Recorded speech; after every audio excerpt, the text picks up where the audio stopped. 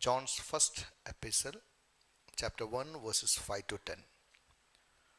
जो समाचार हमने उससे सुना और तुम्हें सुनाते हैं वह यह है कि परमेश्वर ज्योति है और उसमें कुछ भी अंधकार नहीं। यदि हम कहें कि उसके साथ हमारी सहभागिता है और फिर अंधकार में चले तो हम झूठे हैं और सत्य पर नहीं चलते।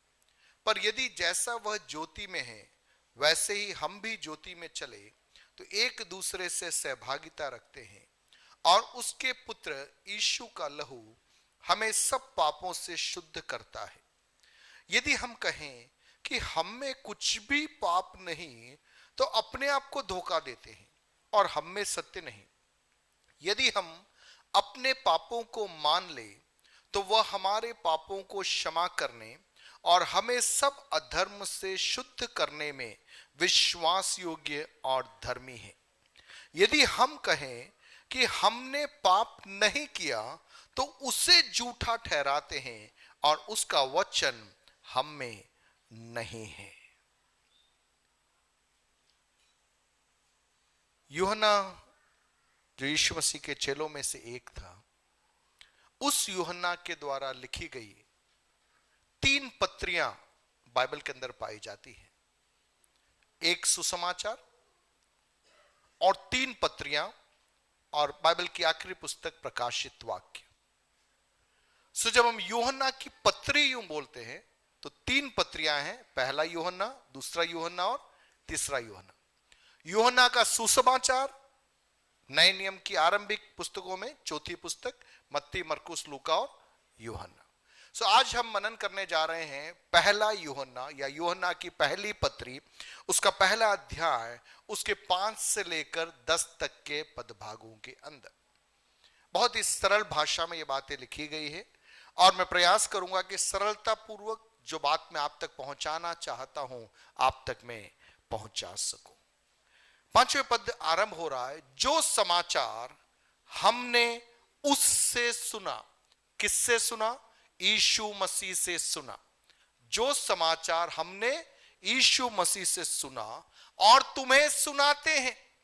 यूहन्ना कह रहा है जो मैंने सुना मैं क्या कर रहा हूं, वो मैं तुमको सुनाता हूं। हालेलुया।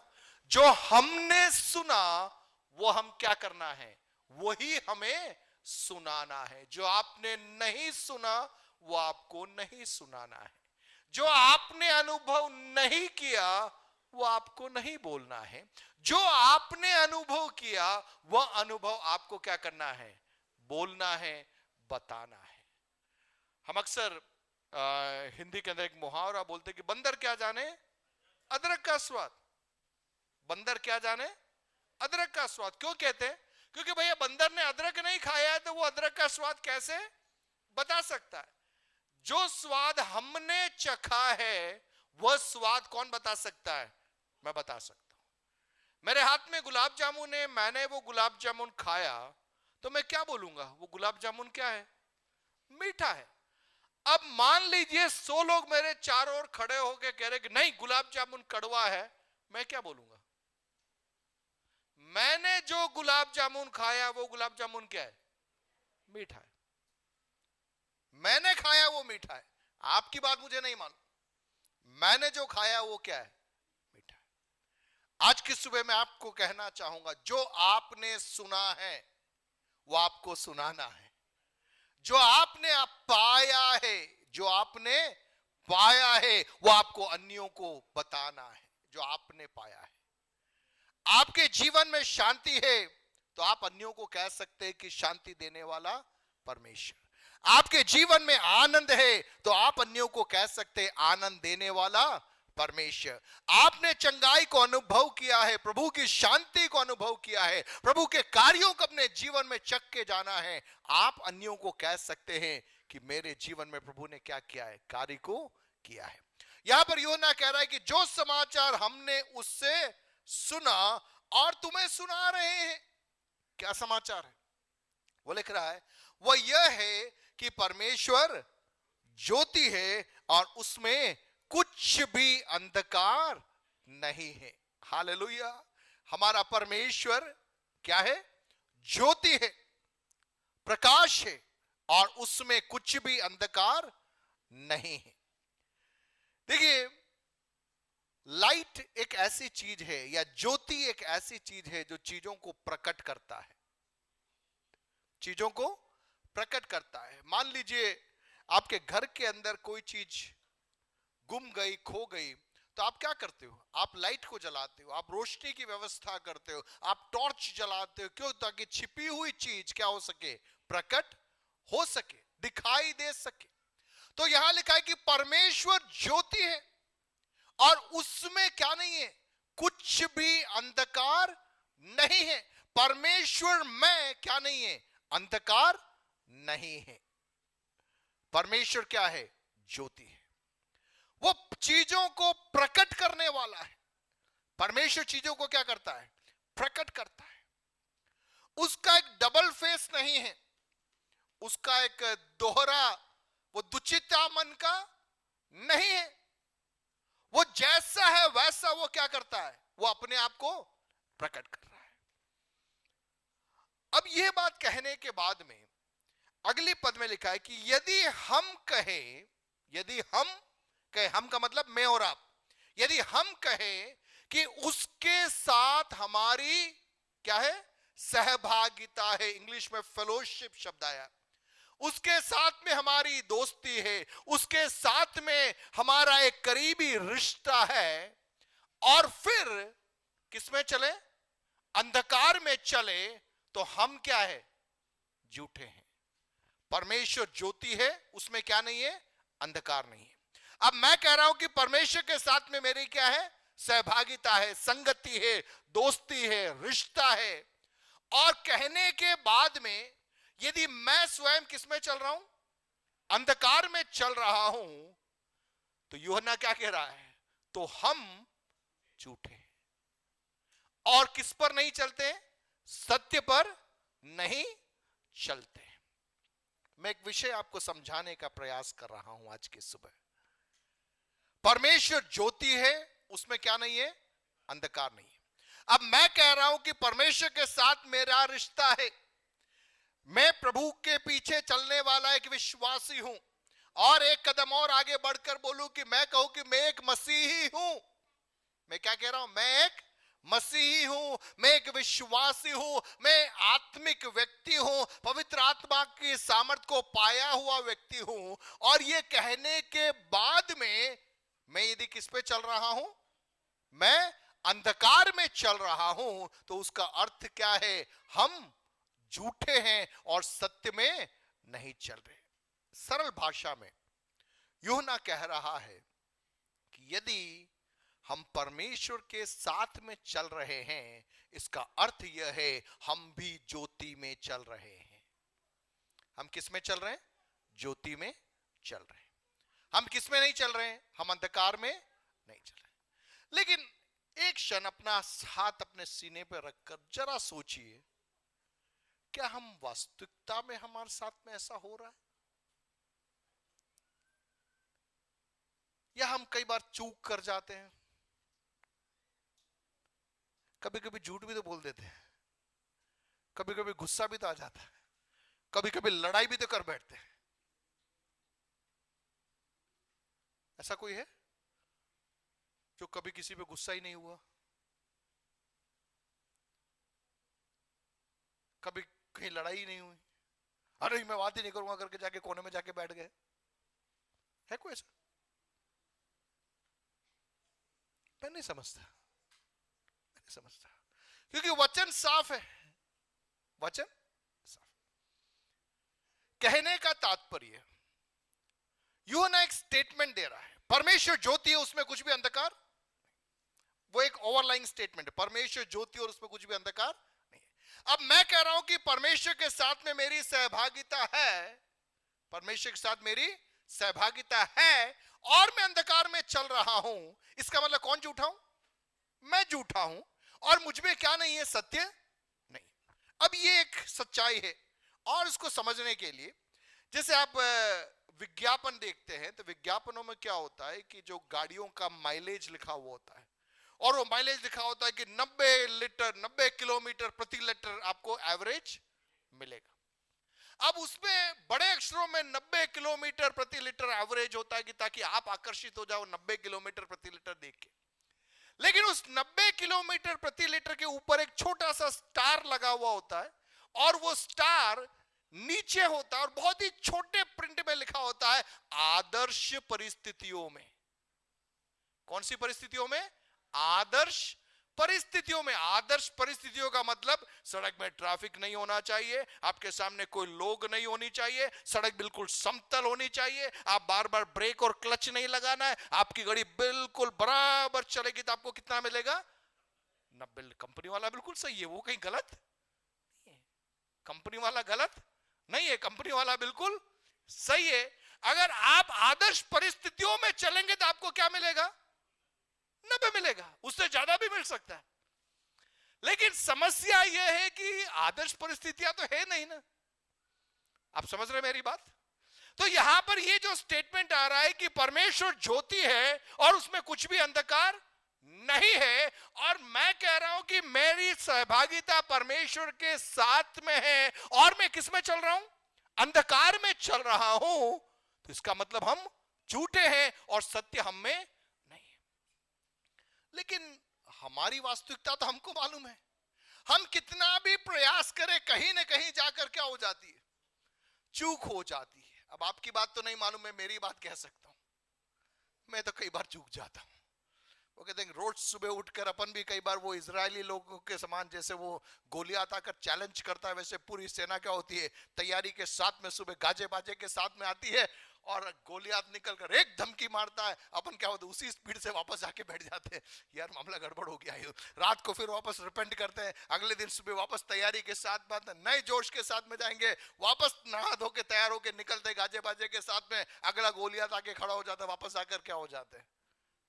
सही कह रहा हूं मैं? साल में तो कम से कम अपन हर साल डिसीजंस लेते कि नहीं ये साल में प्रभु के लिए। साल खत्म होने के बाद में पीछे देखते यार 9 महीने निकल गए, यार कुछ खास हो नहीं पाया। एक एक करके साल भी क्या हो रहे? फटाफट निकल रहे। आप मेरी बात समझ रहे हैं ना? परमेश्वर चाह रहा है मुझसे और आपसे कि हम उसके साथ सहभागिता में हैं, तो हम किस में चले? सत्य में चले। लेकिन संसार में जब हम रहते हैं, हमारी आदत क्या हो जाती है? हम कहां चले जाते हैं? अंधकार में चले जाते हैं, हम गलत चीजों में पड़ जाते हैं। छठा पद कह रहा है यदि हम कहें कि उसके साथ हमारी सहभागिता है और फिर अंधकार में चले तो हम झूठे हैं और सत्य पर नहीं चलते। अब सातवां पद देखिए, पर यदि जैसा वह ज्योति में है वैसे ही हम भी ज्योति में चले।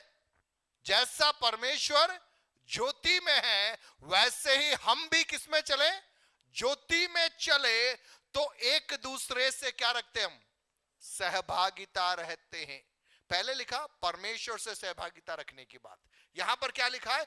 एक दूसरे से सहभागिता रखने की बात। तो यदि जैसा वह ज्योति में है वैसे ही हम भी ज्योति में चले, तो एक दूसरे से सहभागिता रखते हैं, और उसके पुत्र यीशु का लहू हमें सब पापों से क्या करता है? शुद्ध करता है, शुद्ध करता है। यह विषय मैं आपको समझाने का प्रयास कर रहा हूं। इसका बैकग्राउंड मैंने बताया। परमेश्वर ज्योति है, परमेश्वर चाह रहा है कि हम भी किस में चले? ज्योति में चले। हम परमेश्वर के साथ में सहभागिता करें और हम आपस में एक दूसरे के साथ भी सहभागिता करें। लेकिन समस्या क्या है कि हमारे अंदर एक सिस्टम चल रहा है जो बार बार हमें कहां लेके चला जाता है? अंधकार में लेके जाता है। कितने लोगों ने साइकिल चलाई है? साइकिल मालूम है? 2 पहिए होते हैं, उसमें वो चेन होती है बीच में, पैडल घुमाना। कितने लोगों की चेन निकल गई थी साइकिल चलाते समय? साइकिल चेन निकल जाती थी, फिर वो हाथ काले हो जाते थे, फिर वापस अपन चेन डालते थे, फिर अगला जोर मारते, फटाक देके वापस क्या निकल गई?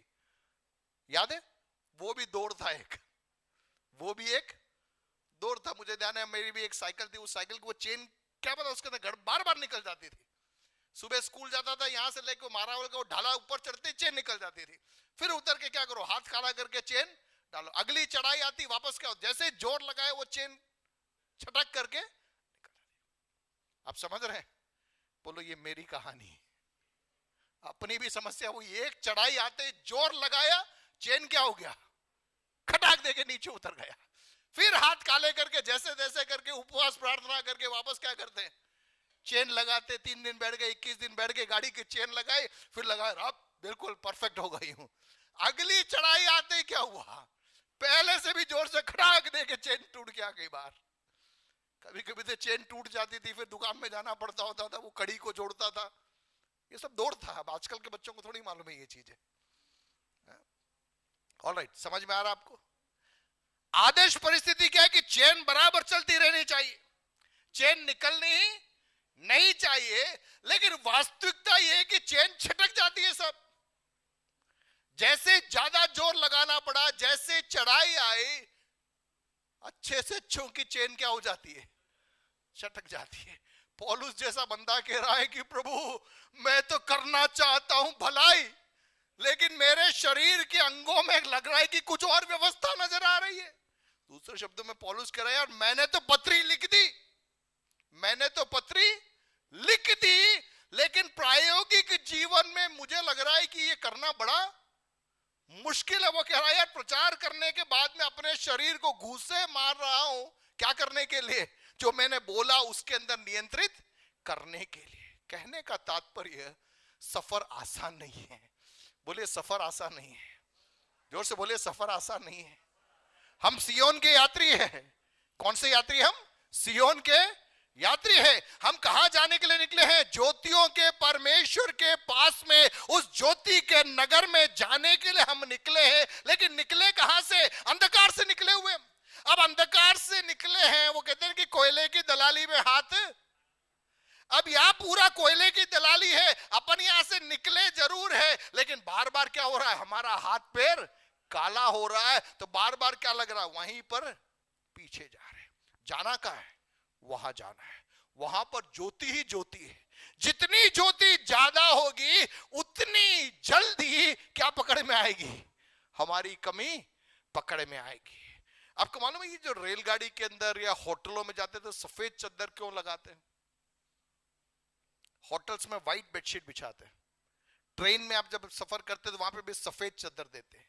सफेद चादर देने का रीजन क्या होता है कि आपको तुरंत मालूम पड़ जाता है कि ये चादर धुली हुई है या गंदी है। अगर एक डार्क कलर की चादर हो तो उसकी गंदगी जल्दी समझ में नहीं आएगी। आप 10 दिन तक भी वो चादर लगाओगे तो आपको मालूम नहीं पड़ेगा। लेकिन सफेद चादर होटलों में इसलिए लगाते हैं कि तुरंत आदमी समझ जाना चाहिए कि इस चादर पे कोई पहले लेटा था या नहीं लेटा था, क्योंकि एक बार यूज करोगे तो क्या हो जाएगा, वो खराब हो जाएगा। आप सफेद कमीज पहनते हैं, हम विश्वासी लोग, हम पास्टर्स लोग तो संडे संडे क्या पहनते हैं, व्हाइट शर्ट पहनते। वो तो धन्यवाद कि हम केरल में नहीं है, नहीं तो 24 दिन हर एक दिन हमको क्या पहनना पड़ता था। अब ये सफेद शर्ट पहनकर जीना बहुत मुश्किल है सर, बहुत मुश्किल है। कहीं खाने बैठ गए तो कई डिजाइन के साथ में आप क्या होते हो, बहुत समस्या होती है।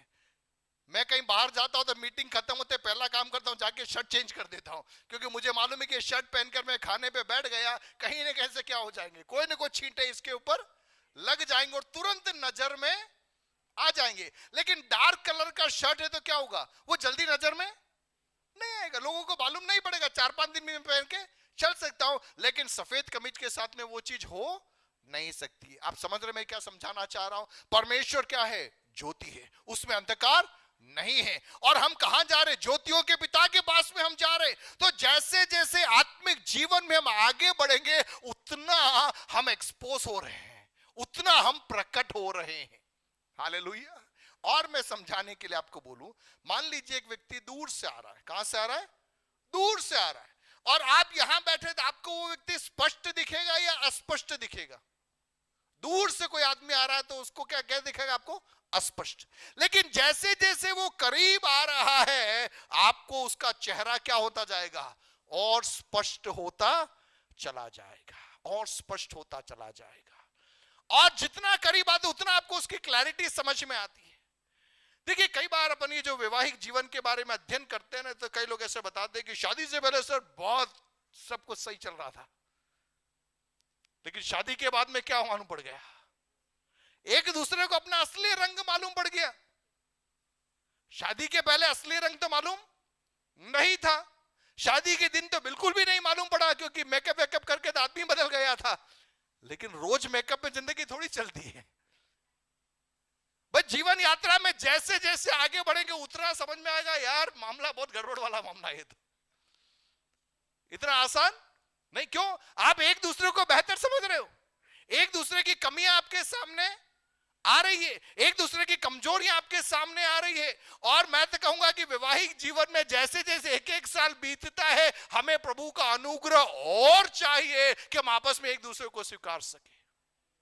अब समझ रहे? शादी के दिन हाथ पकड़ के बोलना तो बड़ा आसान है, उस दिन तो दोनों मिस्टर वर्ल्ड और मिसेस वर्ल्ड ही तो लग रही हूं। एक दूसरे को देखो तो खुद भी पहचान नहीं पाएंगे, यार ये कौन था। उस दिन तो हाथ पकड़ के कहने में कोई तकलीफ नहीं है। लेकिन वैवाहिक जीवन में जब ये मेकअप वगैरह उतर जाता है, झुर्रियां आ जाती है, शरीर कमजोर हो जाता है, तब भी उस समर्पण में बना रहना वो बहुत मुश्किल है। जैसे जैसे आप आगे बढ़ते जाते हो, एक दूसरे की कमियां मालूम पड़ता है। ये तो शॉर्ट टेम्पर बंदा था, ये बंदा तो ऐसा बोल देता था, ये बंदा ऐसा कर देता था। हमें क्या चाहिए? और अनुग्रह चाहिए। समझ में आ रहा आपको? तो आत्मिक जीवन यात्रा में जैसे जैसे हम आगे बढ़ेंगे, परमेश्वर के स्टैंडर्ड से हमारे जीवन की कमियां क्या होती जाएगी? और ज्यादा एक्सपोज होगी, और ज्यादा हमें क्या समझ में आएगी? हम कमजोर है, हमारे अंदर गड़बड़ियां है, हमारे अंदर समस्याएं हैं। लेकिन एक पॉइंट है जिसकी मदद से हम इन सब चीजों से बच सकते हैं, और मैं आपको समझाऊं। ये एक टेबल है, इस टेबल के ऊपर किसी बच्चे ने पेन से ड्राइंग बना दिया। जैसे ये बच्चे लोग बैठकर भी ड्राइंग बना रहे हैं, वैसे इस टेबल के ऊपर क्या बना दिया? ड्राइंग बना दिया। अब आपको मालूम पड़ रहा है कि कोई बड़ा पास्टर आ रहा है। यहां पे कौन आ रहा है? बड़ा पास्टर आ रहा है। अब इस टेबल पे सिर्फ ड्राइंग है। अब मैं क्या करूंगा? मैं जाऊंगा और क्या लेके आऊंगा? मैं कपड़ा लेके आऊंगा। मैं क्या लेके आऊंगा? कपड़ा लेके आऊंगा। और क्या करूंगा? इस कपड़े को लेके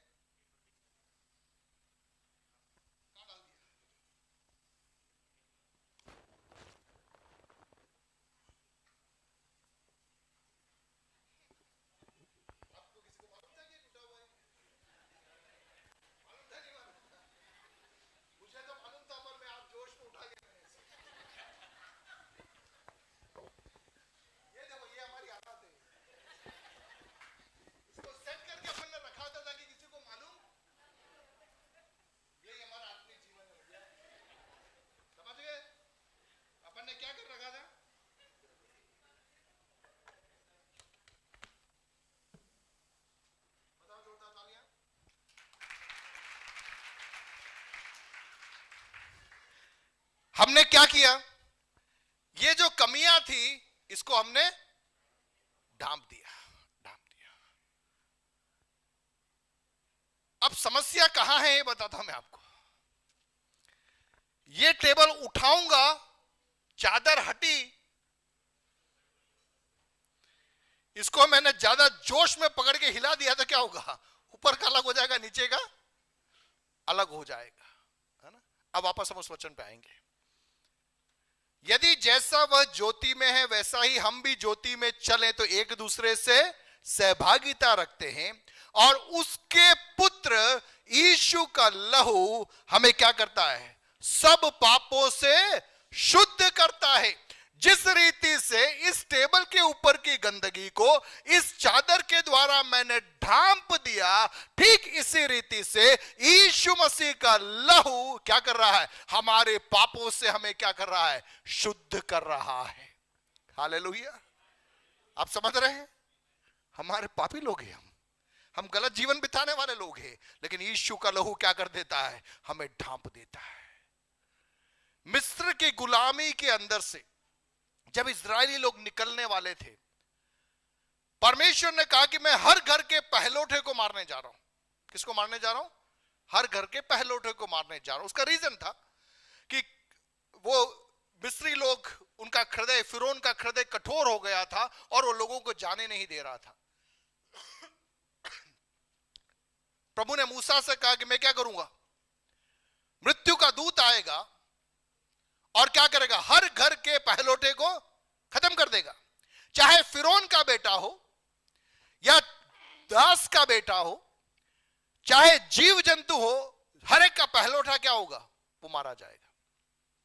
लेकिन एक बात उन्होंने बोली, जिसके घर में चौखट के ऊपर मेमने का लहू लगाया जाएगा, जिसके घर के बाहर क्या है, मेमने का लहू है, तो जब मृत्यु का दूत आधी रात को आएगा और वो गेट को देखेगा, चौखट को देखेगा और वो लहू को देखेगा, तो वो कहेगा कि इसके अंदर मेरी एंट्री नहीं है, वो आगे निकल जाएगा।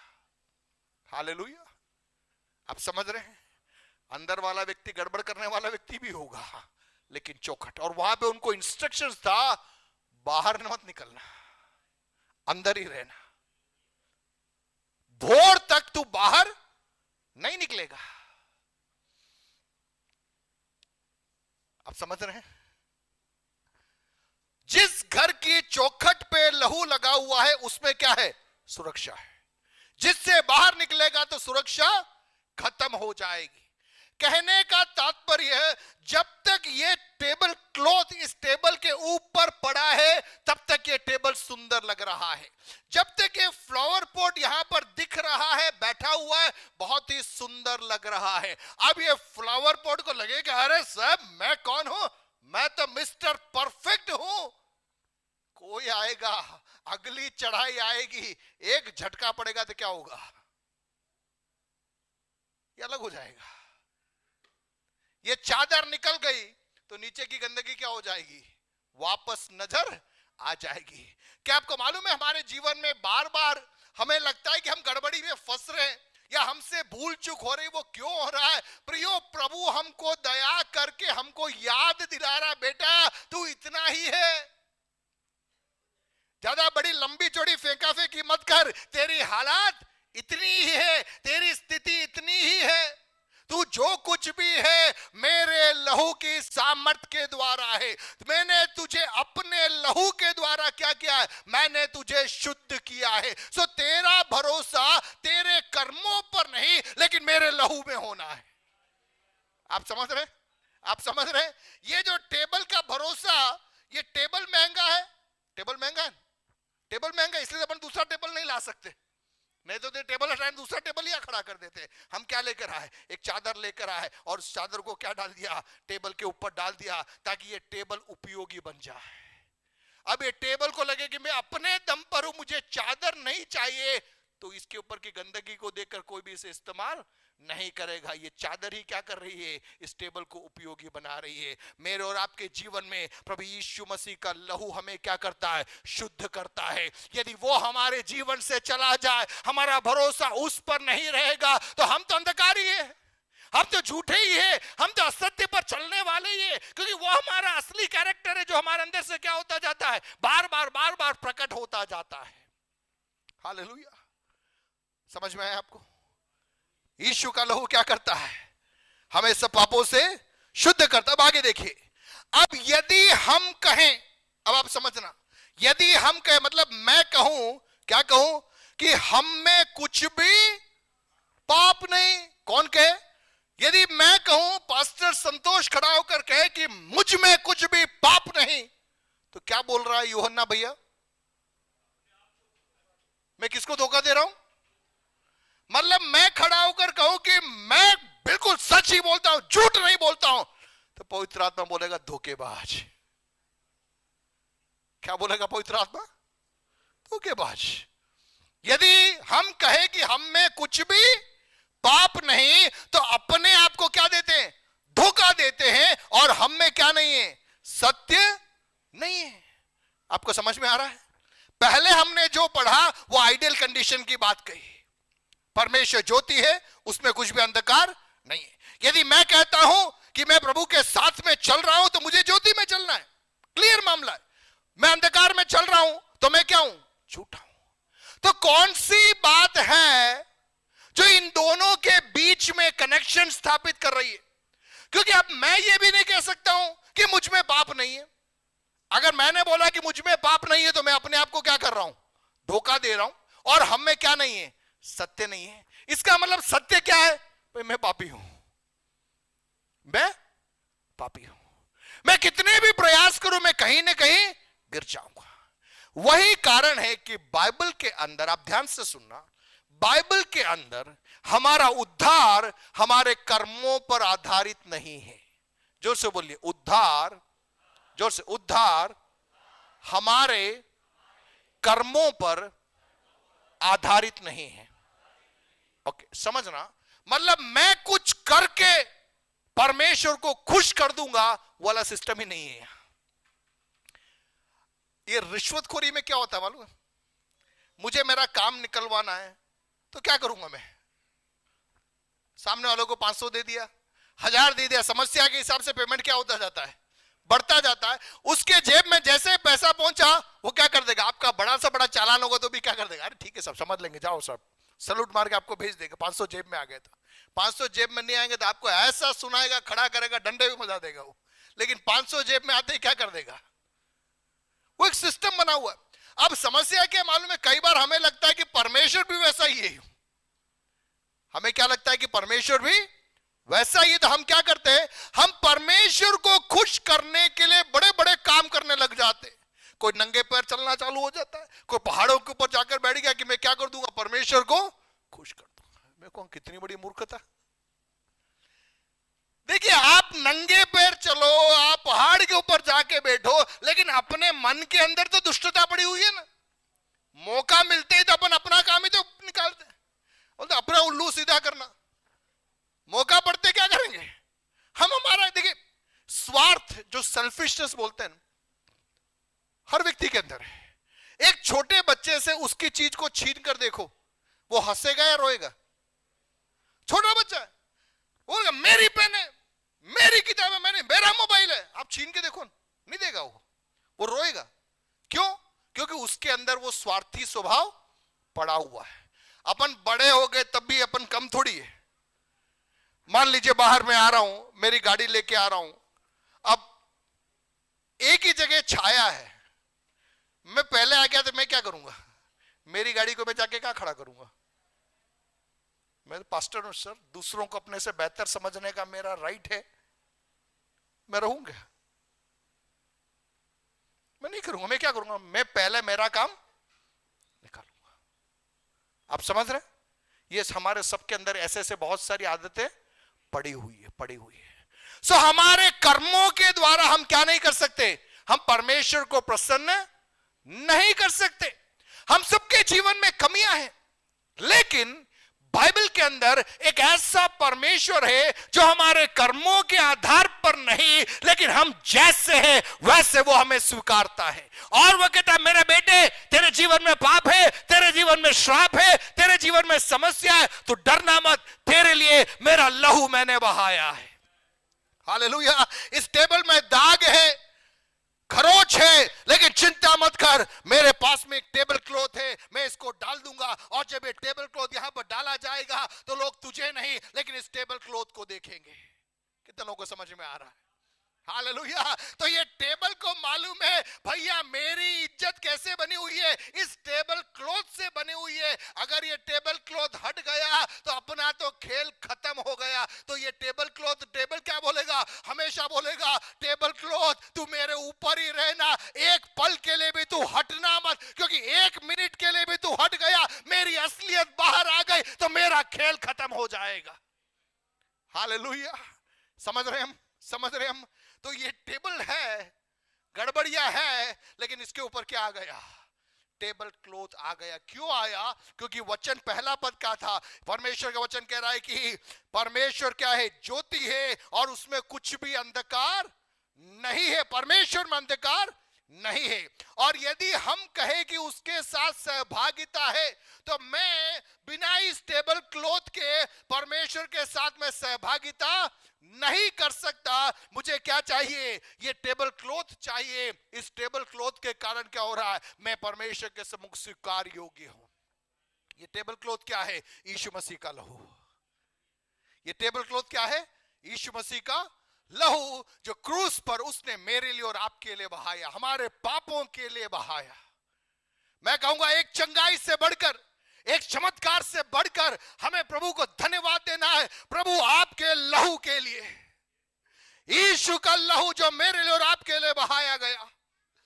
वे इजरायली लोग जो लाल सागर को पार करके आए, वो कहेंगे हम मेमने के लहू का धन्यवाद करते हैं जो चौखट पर लगाया गया। हर घर में जब विलाप हो रहा था, हमारे घरों में विलाप नहीं था, हमारे घरों में जय जयकार था। हमारी ताकत के कारण नहीं, हमारी अच्छाई के कारण नहीं, हमारी भलाई के कारण नहीं, लेकिन चौखट के ऊपर लहू लगा हुआ था और हम उस लहू के अंदर सुरक्षित थे। हालेलुया। हमें यह समझना प्रियो, यदि हम कहें कि हम में कुछ भी पाप नहीं, तो हम क्या कहते हैं? अपने आप को धोखा देते और हम में सत्य 9वां पद। यदि हम अपने पापों को मान ले, किसके पापों को? जोर से बोले, किसके पापों को? पड़ोसी के या अपने? बोलिए अपने। अपने। कांच के घर में रहने वाले पड़ोसी की खिड़की पे क्या नहीं मारा करते? देखा आपने? आपका घर कांच का बना हुआ है। किसका घर बना हुआ है बेटा? कांच का। मेरे पड़ोस में एक घर है जिसकी केवल खिड़की कांच की है। नारायण भाई, मैंने पत्थर उठाया, पड़ोसी की खिड़की को फोड़ दिया और मैं खुश हो रहा, मजा आ गया। अरे क्या मजा आया, पड़ोसी की खिड़की फोड़ दी। पड़ोसी चुप बैठेगा? वो भी एक पत्थर उठाएगा और दे मारेगा। उसकी तो मैंने खिड़की फोड़ दिया था, अपना पूरा घर ही कांच का है। अपना घर ही पूरा, एक पत्थर में मैंने उसकी खिड़की फोड़ी, अगले पत्थर में मेरा पूरा घर नीचे कर देगा। समझ गए? समझ गए?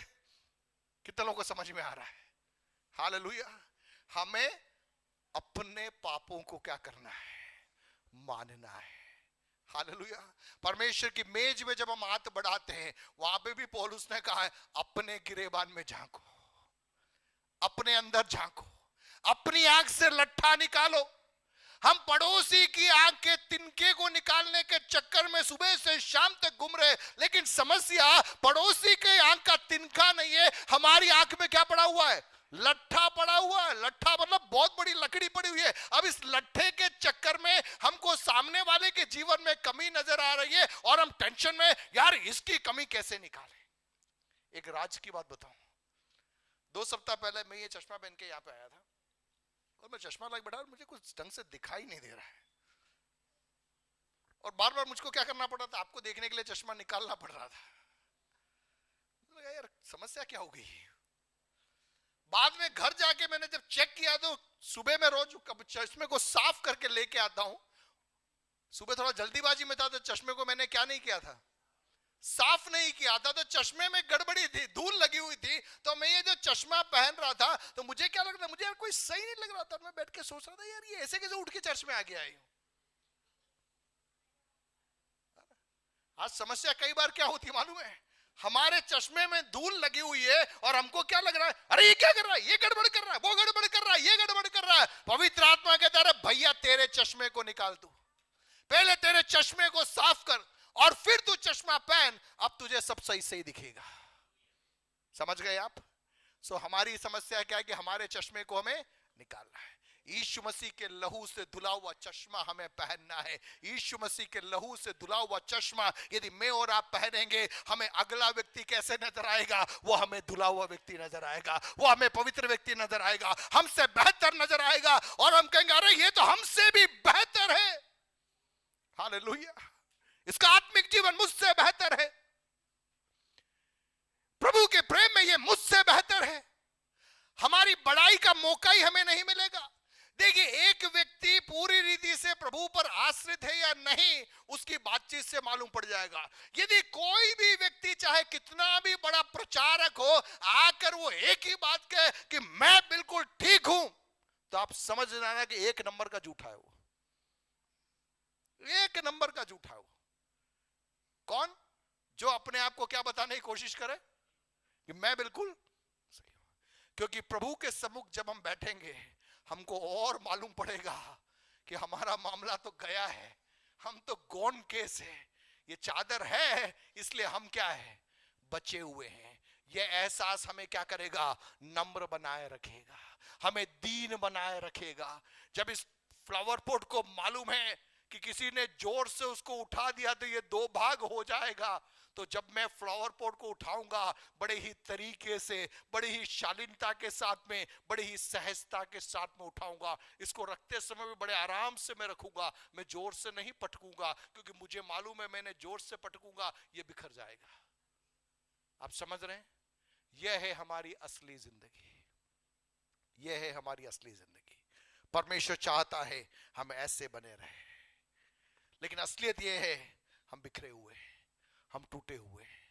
प्रभु के अनुग्रह से प्रभु ने हमें जोड़ रखा है। उसका लहू हमें क्या करता है, एक सुंदरता प्रदान करता है। 9वां पद कहता है, यदि हम अपने पापों को मान ले तो वह हमारे पापों को क्षमा करने और हमें सब अधर्म से शुद्ध करने में क्या है, वो विश्वास योग्य धर्मी। हमने सुबह गाना गाया कि वो कौन सा परमेश्वर है, विश्वास योग्य परमेश्वर। किस बात में वो विश्वास योग्य? वो कह रहा तेरी कमी को मैं ढांपूंगा, तेरी कमी को मैं ढांपूंगा। कैसे? अपने लहू के द्वारा। Hallelujah, he is faithful. हम कितना भी फेंका फेंकी करें, वो फेथफुल है। वो कह रहा कि इसकी कमजोरी को मैं ढांपूंगा, मैं ढांपूंगा, ढांपूंगा। मैं आपको एक राज की बात बताऊं, कई बार मेरे जैसे सेवक लोग सेवकाई केवल इसीलिए कर रहे हैं क्योंकि वो विश्वास योग्य है, वो विश्वास योग्य, इसलिए मैं यहां पे खड़ा हूं।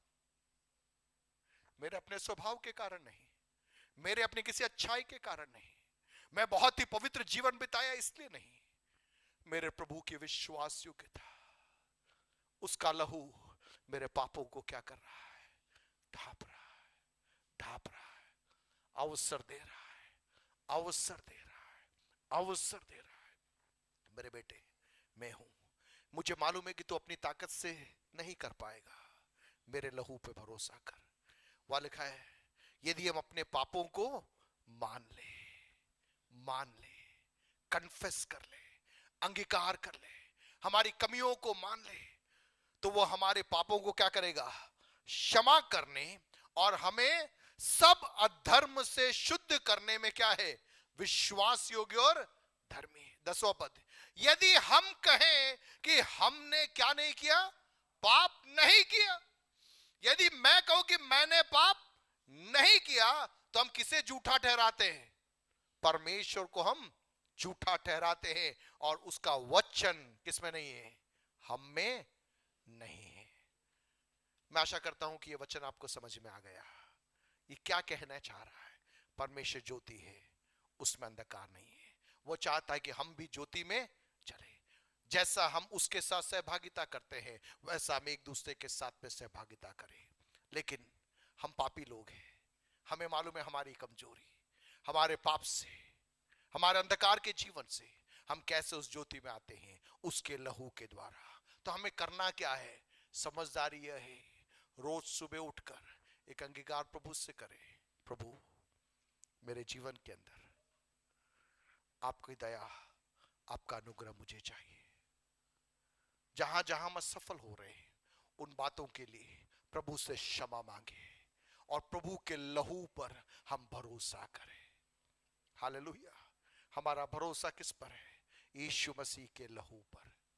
उस भरोसे के कारण हम क्या होते हैं, एक्सेप्टेड हो जाते हैं।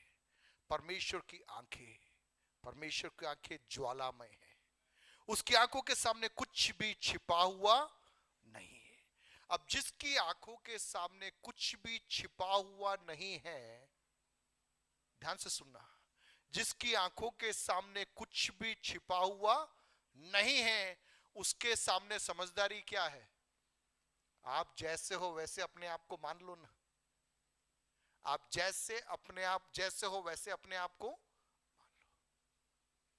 जब हम छोटे थे, हम शास्त्री कॉलोनी में रहते थे, और जिस घर में हम रहते थे उस घर के पड़ोस में एक पड़ोसी रहते थे, उनका अमरूद का एक पेड़ था।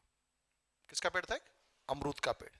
और वो जो अमरूद का पेड़, उसकी जो डालियां हैं, वो हम जिस घर में रहते थे उसके बाहर, उस समय बाथरूम घर के बाहर हुआ करता था। वो जमाना अलग था, बाथरूम कहाँ होते थे? घर के बाहर। घर के अंदर बाथरूम नहीं हो सकता था, बाथरूम घर के बाहर ही होता था। तो घर के बाहर बाथरूम था, तो बाथरूम के ऊपर उस पेड़ की टहनियां क्या थी? वो आई हुई थी। और अमरूद खाने का शौक किसको नहीं होता है?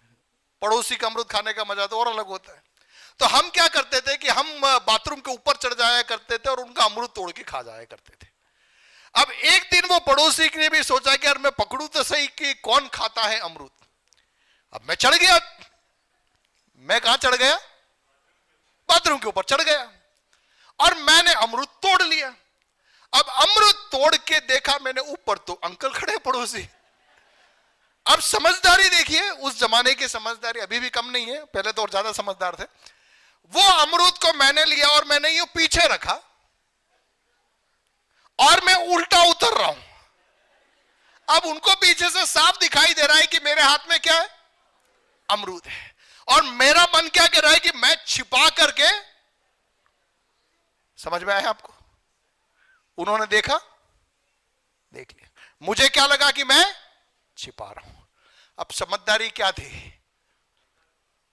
देख लिया, मान लो अंकल अमरूद ले लिया मैंने, अगली बार थोड़ा ध्यान रखूंगा। अब समझ में आ गए? यदि हम हमारे पापों को मान ले, वो विश्वास योग्य है, वो धर्मी है। हालेलुया। उसके लहू के द्वारा वो हमें क्या करेगा? शुद्ध करेगा, शुद्ध करेगा। There's a power in confession. अंगीकार करने में एक सामर्थ्य है। किसके सामने अंगीकार करना है? उसके सामने जिसके सामने कुछ भी छिपा हुआ नहीं है। हालेलुया।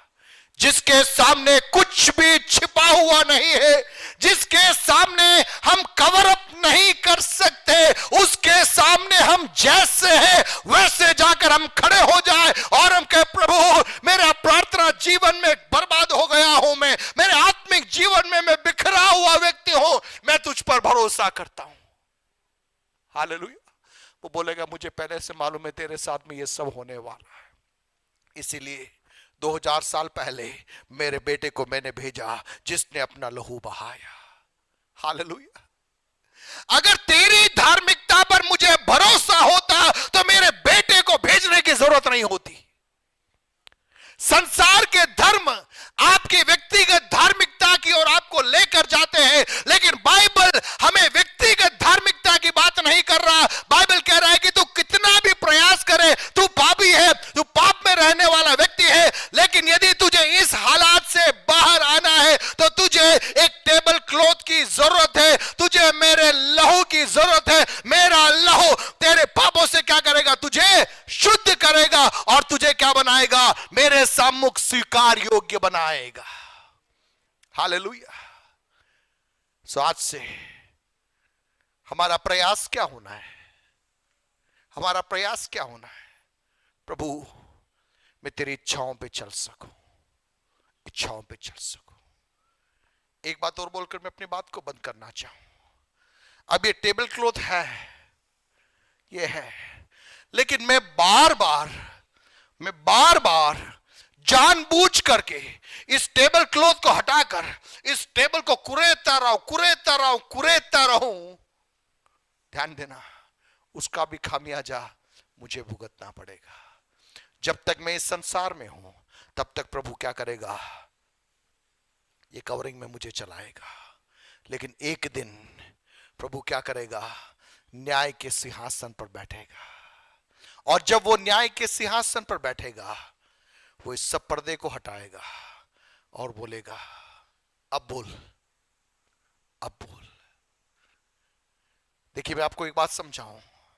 जब आप पहली बार अपना जीवन प्रभु यीशु मसीह को सौंपते हैं और आप मन में विश्वास करते हैं कि प्रभु यीशु मसीह आप मेरे लिए संसार में आए, आज से 2000 साल पहले आप मेरे लिए क्रूस पर मारे गए, आपकी मृत्यु, आपका पुनरुत्थान मेरी जिंदगी के अंदर मेरे लिए हुआ। ये सब मैं अपने मन में विश्वास करता हूं, मुंह से अंगीकार करता हूं।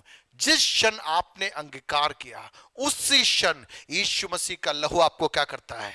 शुद्ध कर देता है। आपके पुराने सारे पापों को, विश्वास में आने से पहले जो पाप मैंने और आपने किए, उन सारे पापों को प्रभु क्या करेगा? माफ कर देता है। वो पूरा क्लीनिंग हो जाता है। क्या हो जाता है? पूरा क्लीनिंग। आपके कंप्यूटर की हार्ड डिस्क को जैसे फॉर्मेट कर दिया जाता है, वैसे वो क्या कर देता है? फॉर्मेट कर देता है। फॉर्मेट करने के बाद में, ध्यान से सुनना, एक नया रजिस्टर आपके लाइफ के साथ में जुड़ जाता है। और उस रजिस्टर के अंदर क्या होता है? आपने जिस दिन उद्धार पाया, उसके बाद के आपका जो जीवन है, ध्यान से सुनना, उद्धार पाने के बाद का आपका जीवन, बपतिस्मा लेने के बाद का आपका जीवन, उस जीवन का रिकॉर्ड परमेश्वर रखेगा। उसके पहले का तो क्लियर हो गया, उसके पहले का क्लियर हो गया, और ये ढाप भी दिया। अब इसके बाद, ध्यान से सुनिए, इसके बाद हमारे सांसारिक जीवन के अंदर, आत्मिक जीवन के अंदर हमें प्रयत्न करना है, हमें प्रयास करना है कि हम सच बोलें, हम एक दूसरे को प्रेम करें, एक दूसरे को क्षमा करें। यह हमें प्रयास करना है। हम 100% सफल नहीं होंगे, 100% सफल नहीं होंगे, लेकिन जब हम प्रयास करेंगे, पवित्र आत्मा क्या करेगा? हमारी मदद करेगा। लेकिन मान लीजिए मैं विश्वास में आने के बाद, कलीसिया का सदस्य बनने के बाद में जानबूझकर मैं पाप करता रहूं, जानबूझकर मैं वही गलत जिंदगी को बिताता रहूं, वही पुराने मार्गों में मैं चलता रहूंगा, तो ध्यान देना, उन सब बातों का हिसाब होगा। उन सब बातों का हिसाब होगा जब परमेश्वर न्याय के सिंहासन पर बैठेगा और वो कहेगा, तो उद्धार पाने से पहले के तेरे पापों को मैंने माफ कर दिया, लेकिन उद्धार पाने के बाद में अब जो तेरा जीवन है, उसका लेखा जोखा मैं लूंगा। हालेलुया। आप समझ रहे इस बात को? हमें जानबूझकर पाप नहीं करना है। ये प्रभु का जो लहू है, इसको हमें हल्का नहीं समझना है। ये बहुमूल्य लहू है, ये बहुमूल्य लहू है। हमारा उद्धार कर्मों पर आधारित नहीं है। ध्यान से सुनना, हमारा उद्धार कर्मों पर आधारित नहीं है, लेकिन हमने उद्धार पा लिया, हमने बपतिस्मा ले लिया, हम कलीसिया के सदस्य बन गए, इसीलिए हमें अच्छे कर्म करने हैं। आप समझ रहे? अच्छे कर्मों के आधार पर हमारा उद्धार नहीं है। हमने उद्धार पा लिया, हम परमेश्वर के बेटे और बेटियां बन गए, इसलिए हमें क्या करना है? अच्छे कर्म करना है। आप समझ रहे हैं? हमें गरीबों की मदद करनी है। क्यों गरीबों की मदद करनी है? क्योंकि मैं परमेश्वर का बेटा बन चुका हूं। मैं गरीबों की मदद करके परमेश्वर का बेटा नहीं बनूंगा। मैं किसी को रोटी खिलाकर परमेश्वर का बेटा, किसी को कुछ अच्छे दान देकर मुझे पुण्य नहीं मिलेगा। मैं पहले से पुण्य पा चुका हूं, इसलिए मैं क्या करूंगा? अच्छे काम करूंगा। दोनों में फर्क है, दोनों में जमीन आसमान का फर्क है, जमीन आसमान का फर्क है। यह सब क्यों होता है? यीशु मसीह के लहू के द्वारा। अब ये लहू, ये टेबल क्लॉथ टेबल के ऊपर आ गया है। इस टेबल को मालूम है, जब तक ये टेबल क्लॉथ है, तब तक मेरी सुरक्षा है। मैं अपनी इच्छा से, मैं जानबूझकर अपनी जिंदगी को किसी गलत चीजों में नहीं सौंपूंगा, गलत बातों में मैं नहीं जाऊंगा। क्यों? क्योंकि यीशु का लहू शुद्ध करता है। आज की सुबह हम अपने आप को प्रभु के हाथों में समर्पित करें। मैं समझता हूं कि इस वचन के द्वारा प्रभु हमारी सहायता करने पाए। मान लीजिए कहीं चूक हो गई, कहीं गलती हो गई, हमें क्या करना है? प्रभु से क्षमा मांगना है। लेकिन उसी समय हमें प्रयास करना है कि हमसे गलती नहीं हो, हमें कोशिश करनी है कि हम चूके नहीं, उसके लिए हमें प्रयत्न करना है। लेकिन मान लीजिए कहीं चूक गए, आपको डरने की जरूरत नहीं है। यीशु मसीह का लहू है जो हमें क्या करता है? हमें चंगा करता है, हमें क्षमा करता है। हमारा भरोसा उस लहू पर है। हालेलुया। एक क्षण हम अपने आप को प्रभु